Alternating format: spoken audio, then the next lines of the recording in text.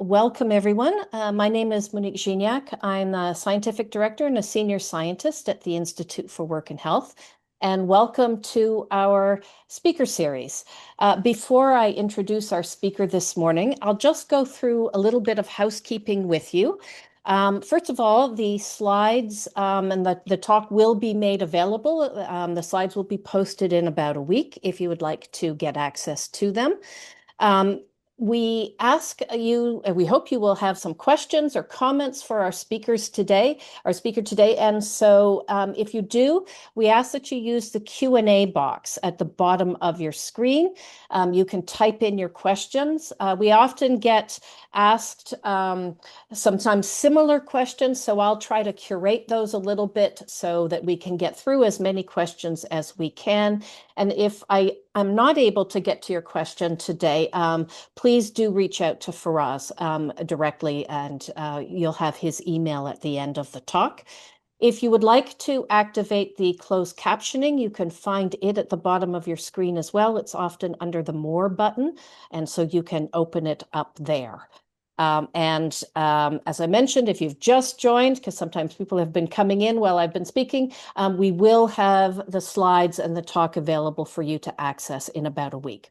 So let me introduce our speaker this morning. I'm delighted to have Dr. Faraz Vahid Shahidi, who is part of the scientific complement here at the Institute for Work and Health.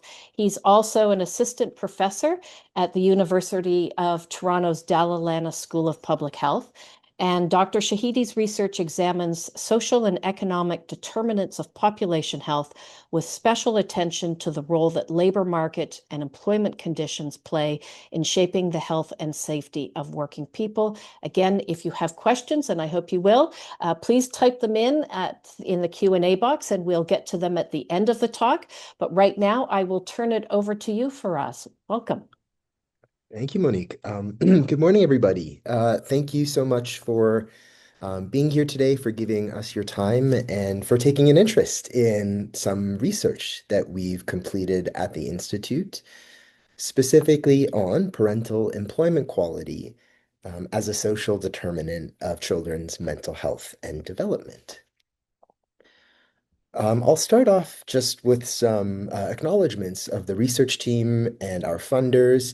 I particularly want to draw attention to a collaboration with a co-principal investigator on the project, Dr. Ann Fuller, who is a pediatrician and clinical investigator at McMaster University. And also extend thanks to our funders, the Edwin S.H. Leong Center for Healthy Children at the University of Toronto, and the Social Sciences and Humanities Research Council of Canada. Um, Before diving into the research, in case you are interested in learning more about the studies I'm presenting today, they are both published and they are available for free online. As Monique mentioned, the slides will be shared, and so these links will also be available via the slides that are shared with you in about a week's time. I thought to lead with some key messages to give you a sense of what I'm going to be talking about over the next 30 odd minutes. And the key messages are as follows. We might, take it for granted, but it bears saying not all employment is created equal. And I'm going to talk to you about how many parents in Canada are working precarious jobs. These are jobs that are insecure, unpredictable, and low paying. Um, in a context where, a sizable share of parents are working precarious jobs, a sizable share of children and youth are also being exposed to precarious parental employment, and any potential spillover effects associated with precarious parental employment. In the studies I'm going to be presenting today, we in particular show that children whose parents work in low quality precarious jobs appear to be more likely than their peers to experience adverse mental health and school outcomes. Based on these findings, the big conclusion we draw is that improving the quality of people's jobs, of parents' jobs, we think could benefit not only the individual workers in those jobs, but also their families and their children as well. So, jumping into a bit of background as context for this study. Canada is said by sort of many scholars, researchers in this area to be facing an urgent need to address child and youth mental health. And part of the reason for that is that there's evidence that mental illness affects approximately 1 in 5 children and youth, which is to say, 1 in 5 Canadians will be diagnosed with some form of mental illness by the time they reach 25, according to our best estimates. It's also true that child and youth mental health appears to be worsening over time. And this is evidenced, for example, by trends, increasing rates of diagnosed mood and anxiety disorders. It's sort of uh, the causes of these mental health challenges are very complex. They are multifactorial, and rarely can they be reduced to any single cause or contributing factor. It's also true that within the universe of contributing factors, there's very good evidence that that universe of factors includes the social and economic conditions in which children are born and raised. And these everyday conditions are commonly known as the social determinants of health.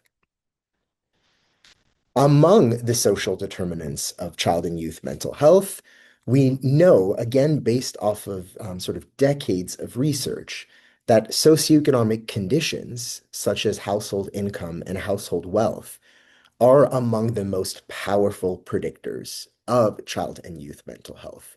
So they shape children's everyday experiences, and they've been shown to have lasting consequences, potentially lasting consequences on their mental health, both at a young age and enduring into adulthood. Parental employment happens to be a key dimension of childhood socioeconomic status. And what I mean by that is that sort of like experiences of socioeconomic disadvantage, such as poverty, financial hardship, material deprivation, and so on, are often a function of parental employment, or in particular, low quality parental employment. So parental employment shapes, among other things, the time, the income, and overall resources that are available to parents. So parents rely on employment to support the material and psychological needs of their children. And it is also true that those jobs, that employment, can vary widely in terms of the nature and extent of resources they provide. So a little bit more about that. In Canada, as in most other advanced economies, parental labor force participation is increasing over time. And this is largely a product of increasing workforce participation among mothers in particular. So these broader shifts in the economy and family life that are driving parental labor force participation and increasing rates of workforce participation among parents have contributed to growing interest in parental employment as a potential social determinant of child and youth mental health. Existing research on this topic has largely focused on the sort of question of parental employment status. So whether a given parent, a given mother or father is working or not working. By contrast, much less attention has been paid to the quality of parental employment. And sort of a basic premise that we bring to this research is that we think it's not just whether parents are working, but what manner, what type, what quality of work is available to a parent that's going to matter from the perspective of the child's experiences and their mental health and development. So, for instance, we hypothesize that low quality employment might affect children through various pathways, including financial insecurity, parental stress, potential disruptions to everyday family routines, and of course, reduced time and energy for caregiving. A little bit more about what we mean by parental employment quality. So by employment quality, I'm simply referring to the extent to which a job can be said to be enabling a person to meet their needs and goals. Many of those needs and goals are going to be sort of professional, related to work and employment. But a large number of them actually have to do with non-work domains of life, such as family, of particular interest today, and also leisure and rest. So the concept of employment quality is useful for this sort of research because it provides a framework for distinguishing between jobs that we think do a good job of supporting the well-being of workers and their families, and those that might, in fact, undermine worker and family well-being. In this study, we were specifically interested in, or this pair of studies, which I'll tell you a little bit about shortly. We were interested in, firstly, characterizing patterns of parental employment quality in Canada, and subsequently examining how parental employment quality is associated with the mental health and development of children. To provide a little bit of context to what I'm going to be presenting today, when we first began this project, we were interested in finding data sources that would tell us everything we need to know about children's mental health, everything we needed to know about household and parental employment, and would also provide us with a contemporary, a recent portrait of these phenomena and their relationships today. And it became evident to us relatively early in the process that it would be very difficult, potentially impossible, to find a single data set that would do all of those things excellently.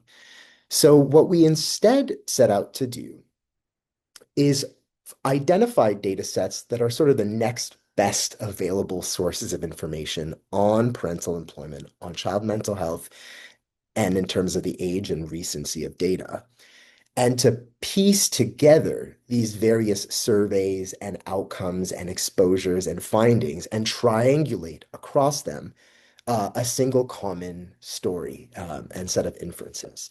So today I'm actually going to be presenting a pair of studies that we think work together in concert to paint a picture, a meaningful picture of parental employment quality as a social determinant of child mental health and development. So throughout the methods and the results, I'm going to be shifting a little bit back and forth between this pair of studies. The first study presented here using the Ontario Child Health Study, also known as the OAKS. This 2014 OAKS is a cross-sectional, so single point in time survey of nearly 11,000 children who were aged 4 to 17. Our sample in this study, in this survey, was specifically those children who had at least one parent in the labor force, so those who were either employed or actively seeking paid employment. The idea being that it would not really be possible to characterize the employment quality of a household where nobody was working or seeking work. The second study, rather than use the OAKS, made use of the National Longitudinal Survey of Children and Youth, which we abbreviate to the NLSCY. Now, the NLSCY, unlike the OAKS, is a longitudinal survey. What this means is that children were interviewed at one point in time, like say in 1994, and then were followed up and invited to complete subsequent surveys every 2 years until the survey was completed in 2008. So naturally, a survey like this allows us to paint a bit more of a dynamic and early life course portrait of children's experiences in relation to parental and household employment. The trouble, though, if you've caught on, is that it's a bit more of a dated data source. So children were initially enrolled, as I mentioned, in 1994 and only followed up until 2008. So there are some strengths and some limitations with this data source as there are with the OAKS on the previous slide. In this case, for this study using the NLSCY, we specifically included, again, children who had at least one parent in the labor force. But in order to simplify the story a little bit, because it gets quite complex trying to paint a portrait of children's lives over, say, 10, 12 years, we chose to focus specifically on those children living in dual parent households with a mother and a father, which does represent a vast majority of children in these sort of early life stages. And we also only included children who were successfully sort of contacted to complete follow-up surveys at various stages of their childhood. So if we were missing you in early childhood or missing you in late childhood, we ended up excluding you from this study so that we could focus specifically on those children for whom we have this sort of comprehensive early life course profile picture of parental employment. So how did we assess parental employment quality? We did so by zeroing in on 5 dimensions that we felt were relevant, and we did so for mothers and fathers separately. Those 5 dimensions were whether the parent was working, so employment status, their hours of work, distinguishing, for example, between part-time, full-time, and excessive or long hours of work, scheduling. So, did the parent work in a regular daytime schedule, irregular shifts, evenings and nights, and so on? Earnings and stability, which was operationalized in terms of the number of weeks that were worked by the given parent, a variable that was only available, as I note here, in study one, that was, pardon me, not available in study one, the Oaks. So how did we make use of all this information about parental employment quality? Well, what we did was use a technique called latent class analysis to group children according to these 4 or 5 dimensions of parental employment quality. These groups are known as latent classes, and each of them represents a kind of distinct profile or type or arrangement of parental employment. Some of those profiles are going to be higher in quality and others lower. In the Oaks, which was study one, you'll recall a cross-sectional survey, a single point in time snapshot. What we did was simply construct at that snapshot cross-sectional profiles of parental employment, describing mothers and fathers' main jobs during the week they completed the survey in 2014. We were able to do something a little neater using the NLSCY, which was construct instead these sort of longitudinal childhood profiles of parental employment, describing, again, mothers' and fathers' main jobs, but at 3 periods of life, or I should say periods of childhood: early, middle, and late. So for each child, we have a snapshot at 3 points in time and are able to create, based on these repeated snapshots, some sense of trajectory or longitudinal profiles of parental employment across their childhood years. Moving on to how we assessed child mental health and development. In study one with the Oaks, we used parent-reported mental health symptoms assessed using a 52-item scale. So parents score their children according to 52 items, and those scores are simply added up to a total score. We also, out of curiosity and to get a bit more of a sense of development, we also included parent-reported school performance, in which parents were asked a single question to describe their children's grades at the A, B, or C or lower levels. In study two, we shifted focus a little bit, and in this case, youth rather than parents were asked to report emotional and behavioral symptoms at the ages of 14 and 15. We examined emotional and behavioral symptoms separately using their own scales. And these scales, rather than sort of creating a total summary score, were dichotomized, or we created binary, imagine yes versus no, or present versus non-present indicators.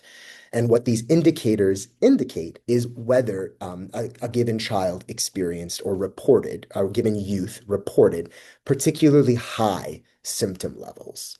And we refer to these high symptom levels rather than symptoms as emotional and behavioral problems. So you'll see me move a little bit back and forth between these terms, and this is the context for that. When I'm talking about overall scores, as in study one, I'll refer to symptoms. When I'm talking about these binary indicators of high versus not high symptom levels, I'll refer to problems. We used pretty conventional regression models to estimate, in the case of study one, cross-sectional, and in the case of study two, longitudinal associations between parental employment profiles and children's mental health and development. While not all of these variables were available or relevant in both study contexts, I wanted to give you a sense of the sort of variables we controlled for statistically in these models. The idea being that there might be underlying differences uh, in the child, parent, or household context of households in high versus low quality employment that, for various reasons, might be relevant to child mental health and development. And we wanted to rule out statistically, control for, account for the independent influence of these underlying factors on mental health and development. And doing so allows us to get a better picture of how our exposure of interest, our variable of interest, in this case, parental employment quality, associates with the outcomes, mental health and development. So I threw a lot of methods at you, I think, more than I'm used to in our speaker series presentations. So in case it's helpful, a little bit of a visual summary of what I just shared with you. So in a first study using the cross-sectional Ontario Child Health Study, we constructed cross-sectional single point in time profiles of parental employment and then estimated contemporaneous associations with mental health symptoms and school performance. And then in study two, using this longitudinal survey, constructed childhood profiles of parental employment across early, middle, and late phases of childhood and examined subsequent risk of developing emotional and behavioral problems in adolescence. Moving on to results, thinking first about our first objective, which was to characterize patterns of parental employment quality, we identified distinct profiles of parental employment. And as I mentioned, some of those profiles were higher in quality than others. Among dual parent households, we identified a high quality, a primary earner, and a precarious profile. And among single parent households, who were included in study one, but not in study two, we again identified these sort of poles of high quality and precarious employment. A little bit about these profiles. So parents in high quality employment both tended to work in good jobs or jobs that at the surface look to be good. So they're stable, they're full-time, they tend to involve predictable, regular daytime schedules, and they tend to deliver above average earnings. And here I show some prevalences or proportions specifically from study one in the Oaks, where a majority of parents, both dual and single, reported high quality employment. Among dual parent households specifically, we observed what we labeled a primary earner group. These were parents who reported quite mixed employment conditions. And what we noticed is that these tended to be households where mothers held jobs that seemed to be unstable, often part-time with very limited earnings, whereas fathers worked not only full-time hours, but in fact excessive or long hours, um, what seemed to be in exchange for very high earnings. And we referred to this group as primary earner, and it represented about a quarter of dual parent households in the Ontario sample, just by way of example. Finally, about 10% of dual parent households and nearly half of single parent households, we identified a group of parents in precarious employment who reported quite unfavorable working conditions sort of across the board. So they told us their jobs were unstable. They involved part-time hours, often with unpredictable schedules. and often with very low earnings, either on an hourly basis or just end of year annual income. Having told you about the distinct profiles of parental employment that exist in Ontario and in Canada, I'll now move on to the results for our second objective, which was to quantify, examine how these profiles of parental employment associate with outcomes like children's mental health and development. So thinking about study one and our first outcome in study one, so mental health symptoms, we found that children living in households with lower quality employment had higher levels of mental health symptoms than their peers, particularly when they were exposed to precarious parental employment. So the table on this slide is showing you the difference in scores between each group and some reference. In this case, the reference is the group we felt exhibited the highest quality employment, so high quality dual parent employment. So what were the mean or average mental health symptoms among each group relative to the reference group of children in high quality dual parent households? And I'll draw your attention to some of the findings, starting with the findings related to precarious parental employment. So both dual parent precarious and single parent precarious reported the highest levels of mental health symptoms. So think of symptoms as adverse. So higher symptoms equals greater difficulties with respect to mental health. So we observed the greatest level of mental health difficulties, symptoms among children in these precarious households. So for example, children in precarious dual parent households exhibited about 5 symptoms greater than those in high quality. But we also observed even among single parents that those in precarious employment seem to be experiencing higher mental health symptoms than even those children in single parent households with high quality employment.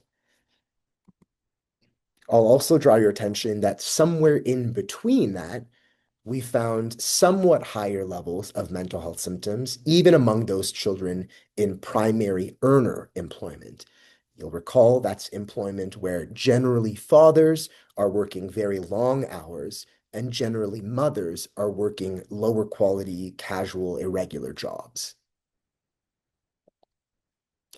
Moving on to school performance, we found similarly that children living in households with lower quality employment earned lower grades than their peers, particularly again among those children who were exposed specifically to precarious parental employment. So here, I'm not showing you differences in scores. I'm showing you a ratio of odds. What that means is what is the relative odds that a child in one group will experience a C grade or lower rather than an A grade, compared to, again, a reference category of children. This time, again, that reference category of children being children in high quality dual parent employment. So again, just by way of example, we found that children in precariously employed households, dual parent or single parent, were 2.5 and 1.9 times as likely to come home with a C or lower grade versus an A compared to their peers in high quality dual parent employment. So greater odds of earning lower grades when you are precariously employed, but also when you are in primary earner employment. So a bit of a gradient here in mental health symptoms, a gradient in grades with increasing mental health symptoms and decreasing grades as you move along the gradient from highest quality to lowest quality jobs. Moving on to study 2, we found that children who grew up in households with primary earner and precarious parental employment were almost twice as likely to develop emotional problems later on in life, specifically in adolescence. So I'll draw your attention to, again, some odds ratios describing the relative odds of developing an emotional problem in adolescence across categories of childhood parental employment. So we found specifically that who were exposed to primary earner employment throughout early, middle, and late childhood were about 80% more likely to develop an emotional problem in adolescence, and children with precarious parental employment profiles throughout childhood were about 90% more likely to develop an emotional problem in adolescence. And that's relative to children whose childhood profiles of employment were high quality. In this case, in the case of this study, we did not find an association between childhood exposure to primary earner or precarious employment, or in general, any association between parental employment quality and behavioral problems in adolescence. So you'll see that neither of these estimates are particularly large, nor did they reach some threshold of statistical significance. So no large, meaningful association between parental employment quality during childhood and the subsequent risk of developing behavioral problems. And I'm not going to get too much into this, but if there are questions, I'm happy to expand. What I will just mention is that one limitation with the measure of behavioral problems that was available in the NLSCY is that it tapped in specifically into physical aggression related conduct. And we sort of hypothesized that it's possible that behaviors related to aggression and physical aggression in particular simply might not be those aspects of human adolescent behavior that are sensitive to an exposure like precarious parental employment. It's just a hypothesis, but we did note across this pair of studies that unlike the Oaks, which assessed a very broad suite of behavioral difficulties, only physical aggression was measured in the NLSCY, and we did not, for physical aggression, see associations.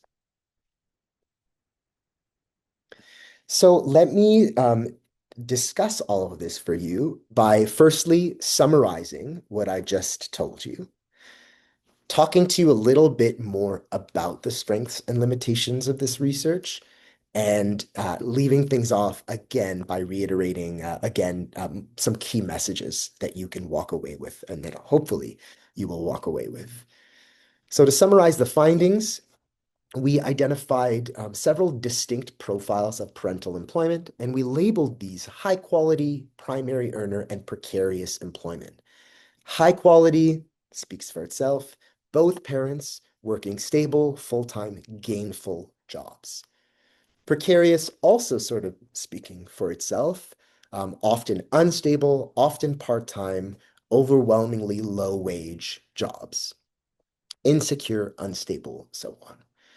In the middle, this sort of primary earner group where fathers seemed to be working very long hours, often for very high earnings, and mothers seemed to be working jobs that at face value look precarious, although they're occurring in the context of fathers having sort of extensive employment. So mothers, by contrast, working part-time, casual, irregular, often for lower wages. In a cross-sectional analysis of Ontario data, we found that lower parental employment quality and precarious employment in particular associates with poorer mental health and lower grades among children and youth. In a follow-up study using longitudinal data from across Canada, we found that lower parental employment quality during childhood predicts an increased risk of emotional but not behavioral physical aggression related problems in adolescence. Together, we think these findings suggest that parental employment quality has potentially important and potentially underappreciated implications for children's mental health and development. By way of some additional context, just to share with you our perspective, on what we think are the strengths and the limitations of these studies. We're glad that the data are from general population surveys. What that means is that they are, and the findings we draw from them are meant to be representative of the general population. In the case of the Oaks, the general Ontario population. In the case of the NLSCY, the general Canadian population. Using both surveys with their own sort of unique child mental health and youth mental health outcomes also allows for a neat kind of triangulation exercise. Where are we seeing associations? How consistently are we seeing associations? Were they observable rather in the older NLSCY and the more recent 2014 Oaks, and so on and so forth. So we think this triangulation exercise is helpful, is useful, and that's part of the reason why we decided to share two studies with you today. The longitudinal design of the second study is also a notable strength, advantage, and the advantage it affords is some credibility to the findings. This idea that we're able to separate temporally across time when a child was exposed to precarious parental employment, for instance, in early, mid, and late childhood, and the subsequent risk later on in adolescence, risk of developing an emotional or behavioral problem. Very important limitations, and this is just a sample of those limitations, but the key ones I wanted to share today are that the data, and in particular the NLSCY data that was terminated as a survey in 2008, it's quite old. And we are concerned that the data might not reflect today's labor market. But finding more recent data sources that tell us everything we need to know about parents, children, employment, mental health, tough to find. Another limitation is that the outcomes were self-reported and they were limited in scope. So I talked about behavioral problems in the NLSCY being limited specifically to conduct related to physical aggression, not substance use, not oppositional defiant disorder, not hyperactivity. There's always also a risk of residual confounding and reverse causality. Residual confounding meaning that there might just be underlying differences between these groups, these employment profiles, that we simply don't observe, can't observe, and provide competing explanations for an association between parental employment quality and child mental health. One sort of related point is this idea of reverse causality. So we know there's extensive work out there telling us that parents who are caregiving after children who are experiencing difficulties in life, including perhaps mental health and developmental difficulties, those parents might take a hit in terms of their ability to secure good jobs, full-time jobs, jobs that involve intensive investment, career investment, and so on. So it's hard in the context of this research, particularly in the context of the cross-sectional Oaks, where temporality becomes a greater issue, to separate how much this is a function of parental employment contributing to the experiences of children, including their mental health and development, versus the other way around. Children's mental health and development influencing parents' ability to obtain and hold good quality jobs. Finally, to wrap up with some key messages, as I started off with, goes without saying, not all jobs are created equal. And a key finding from our research is to point out that many parents in Canada are working in jobs that are insecure, unpredictable, and low paying. We call these jobs precarious. In this context, a sizable share of children and youth are being exposed to precarious parental employment, and by extension, any potential spillover effects of that precarity. One sort of one spillover effect that we're particularly interested in, of course, in this research was spillover effects on mental health and school performance. And we found that children whose parents work in low quality, precarious jobs appear to be more likely than their peers in, say, high quality employment contexts, more likely than their peers to experience mental health problems and to perform poorly at school.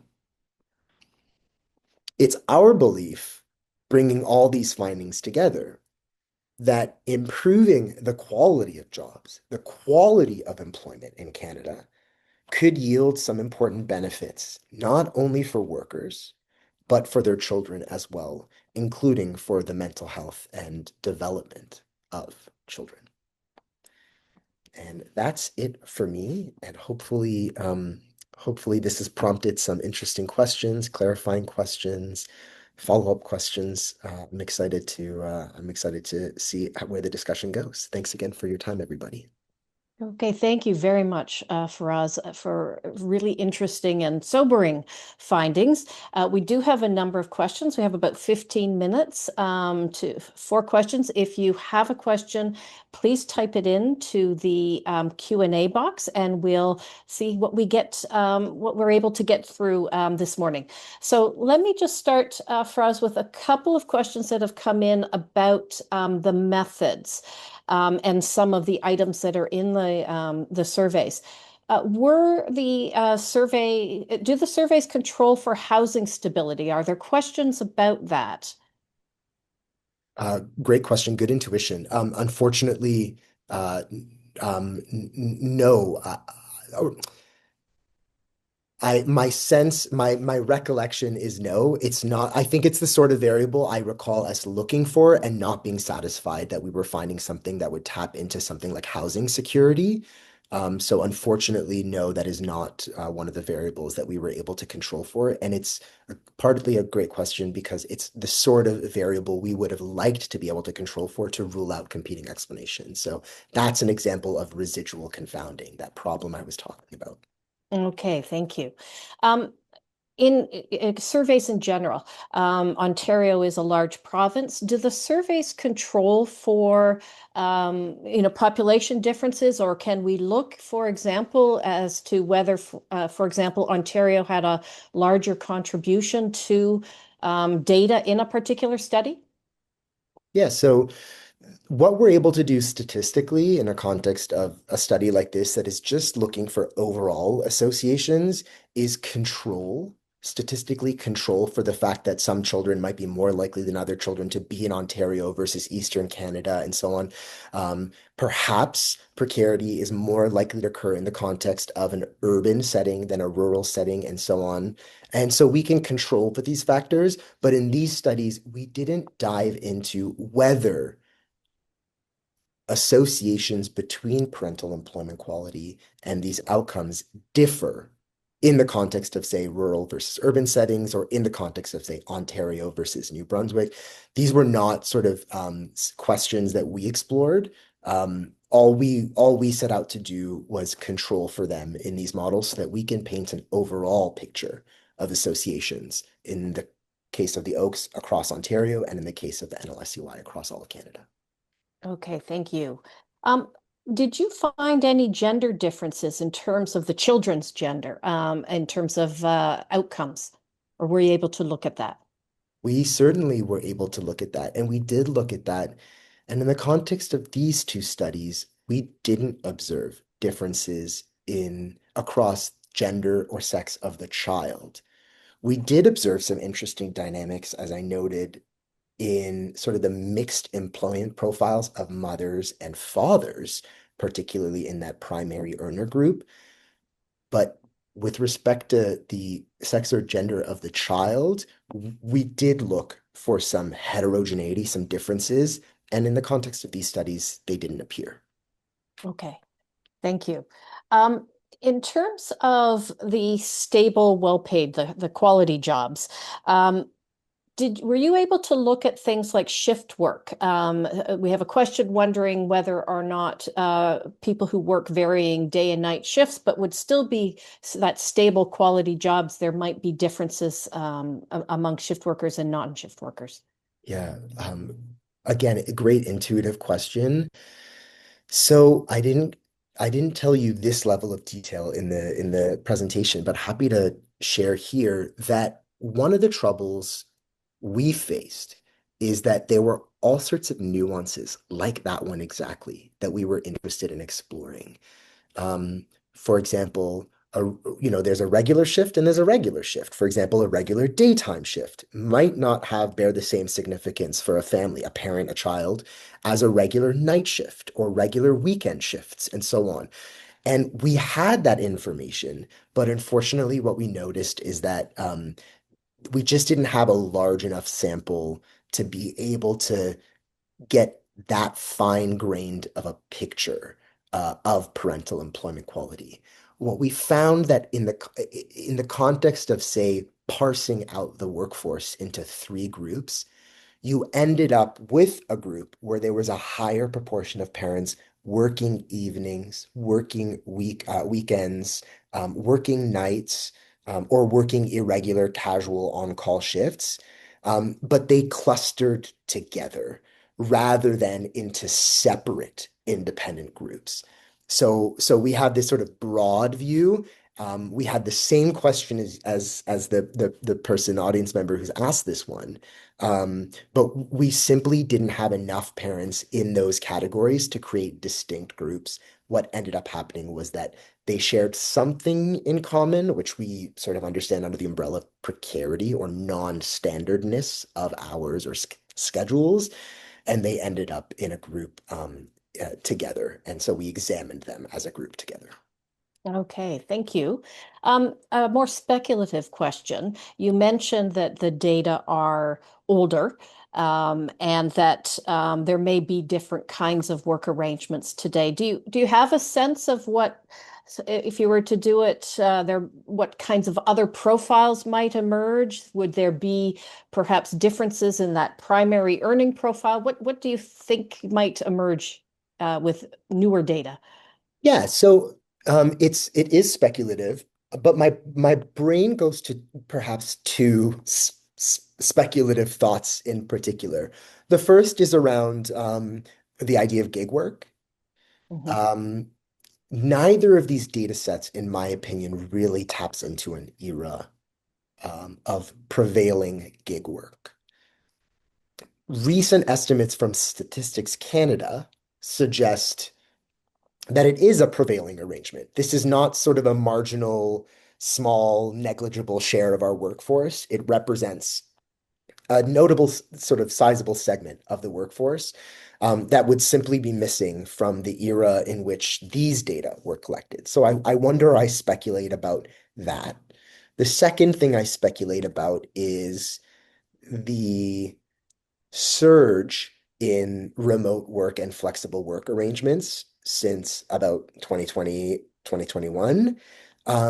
With, I won't speculate too much, but with intuitively a link potentially to parenting practices, time at home, resources and availability for caregiving, um, availability to children. And so I suspect, and I think I think most will agree, there's potentially something there around how remote and flexible work arrangements that are more common today than they were, say, a decade ago, over a decade ago, when the Oaks, for example, was collected.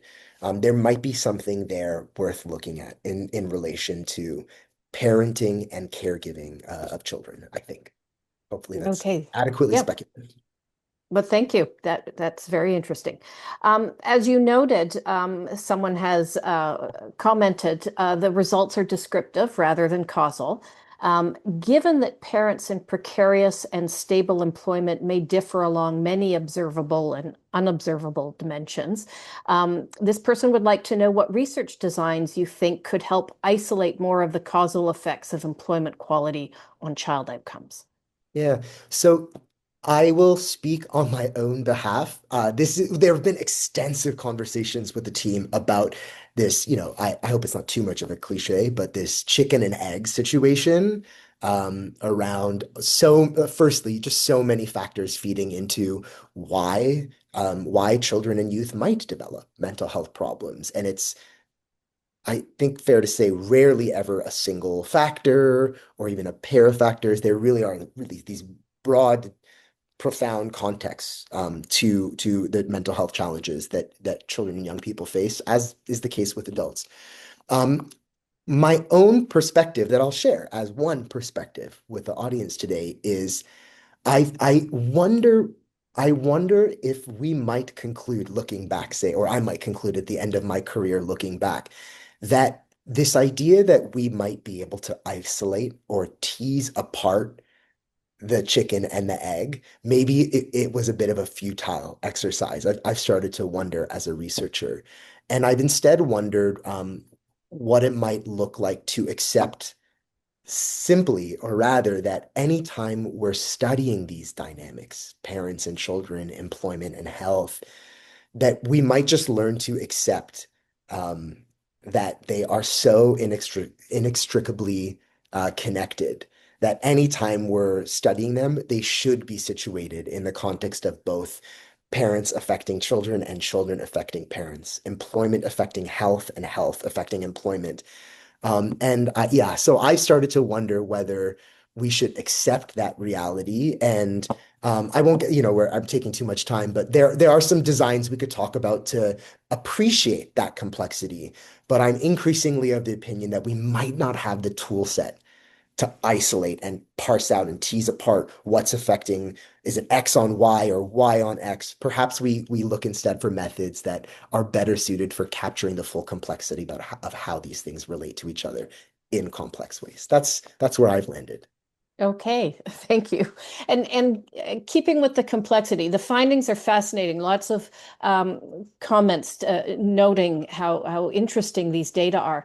Um, Can you isolate, or do we have enough data, or is it the samples large enough that there are specific developmental periods of childhood? So, for example, that it was the early versus perhaps later childhood that might have more of an impact on adolescent mental health, or the length of time that a parent may be in precarious employment, but then things change.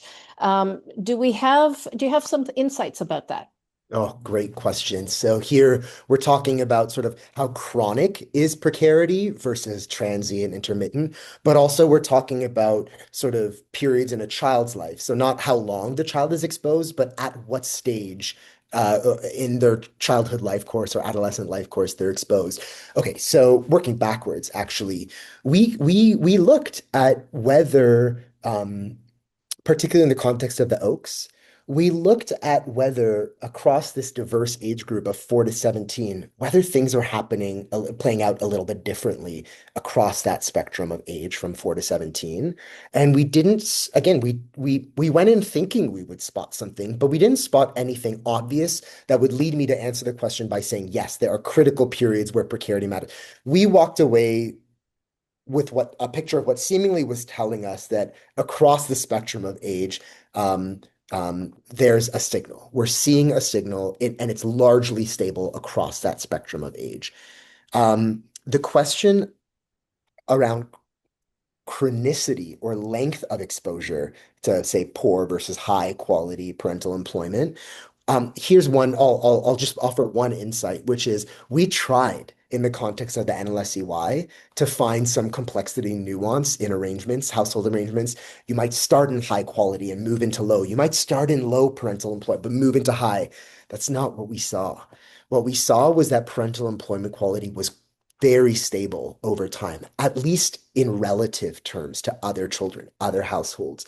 By and large, if you started in a context of precarious employment in early childhood, your parents were still precariously employed in late childhood and vice versa.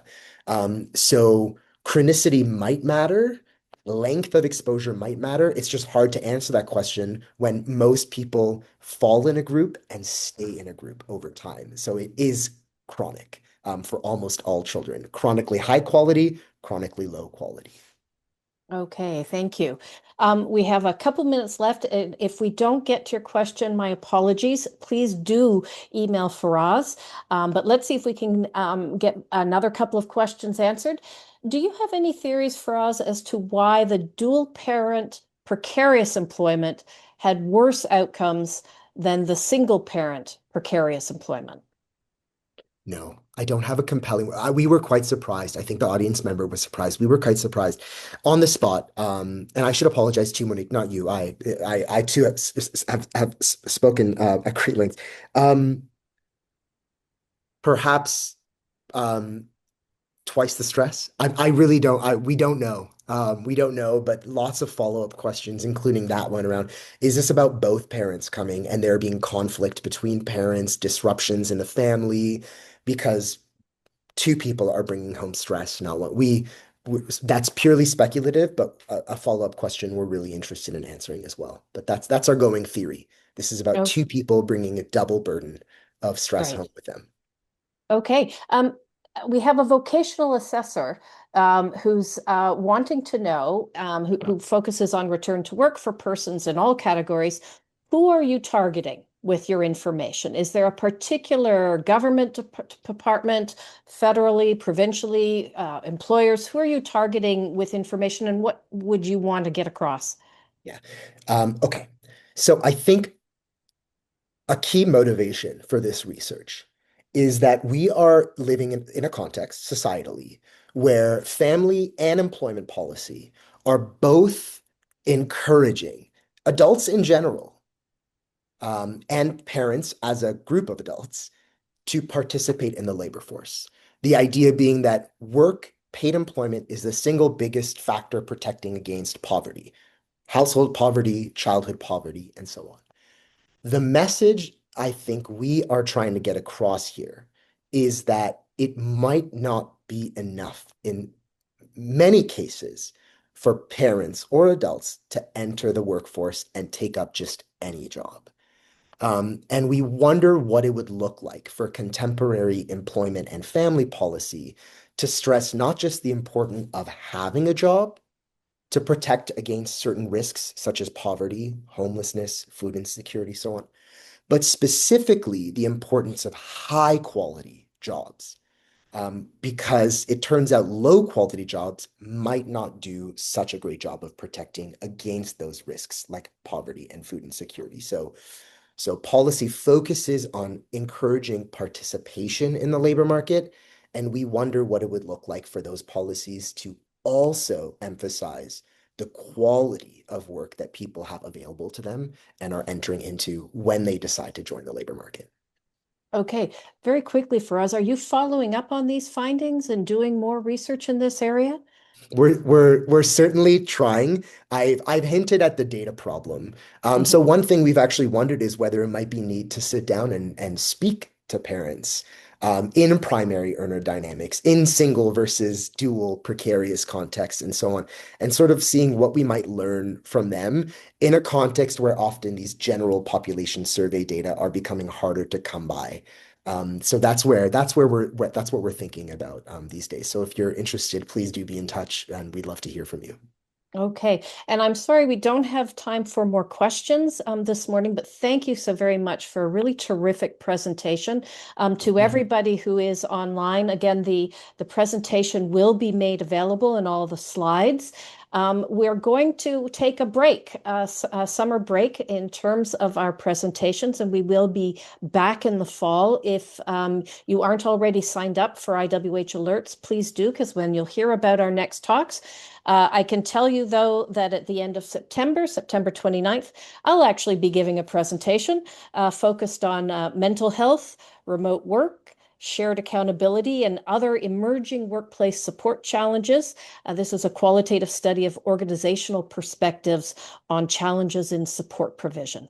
So thank you again, Faraz. I hope all of you have a wonderful day. Thank you for attending, and we'll hopefully see you again in the fall.